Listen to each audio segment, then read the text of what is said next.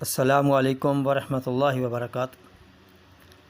معزز سامعین و ناظرین، آج ہم جان لیوا مرض ہیضہ کے بارے میں گفتگو کریں گے۔ علامت میں رات کے پچھلے پہر پیٹ میں درد ہونا، الٹی اور دست اسہال ہونا، جسم ٹھنڈا ہونا، حتیٰ کہ پانی بھی پلایا جائے تو فوراً قے ہو جانا۔ فوری احتیاط: ایسے مریض کی الٹی روکیں اور نہ ہی اسہال روکیں، کیونکہ یہ مادہ مرض نکلے گا تو صحت ہوگی۔ لہٰذا کوئی بھی ایسی دوا نہ دیں جس سے الٹی یا اسہال رک جائیں۔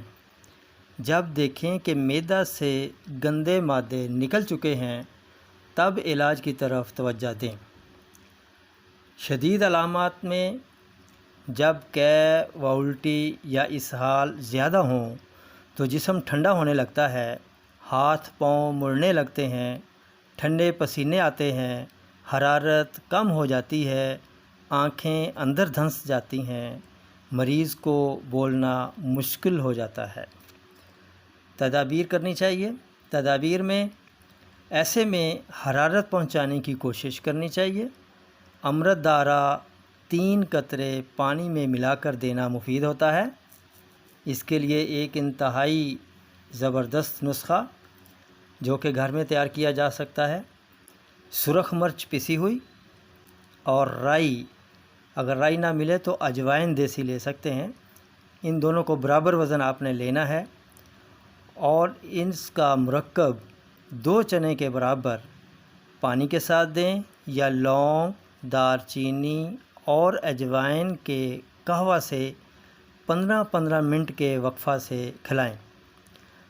اگر مریض الٹی کر دے تو پریشان نہ ہوں، 15 منٹ کا وقفہ رکھ کر دیکھ کر دوبارہ خوراک دہرائیں۔ جب جسم گرم ہونا شروع ہو جائے تو وقفہ بڑھا دیں اور 30 منٹ بعد خوراک دیں، پھر 1 گھنٹہ بعد، پھر 2 گھنٹہ بعد خوراک دہرائیں۔ انشاءاللہ تعالیٰ ایک ہی دن میں مریض ٹھیک ہو جائے گا۔ بعنوان سرخ مرچ کے فائدے میری ویڈیو دیکھیں، اس سے آپ کو بہت فائدہ ملے گا۔ سرخ مرچ اینٹی سیپٹک ہے، اینٹی بیکٹیریل ہے اور جراثیم کش اثرات رکھتی ہے۔ جب صحت بحال ہو جائے تو شوربہ دار مرغی کے سالن میں روٹی بھگو کر کھلائیں۔ مرچ قدرے تیز رکھیں۔ اس طریقہ سے اللہ شافی کے حکم سے مریض بہت جلد صحت یاب ہو جاتا ہے۔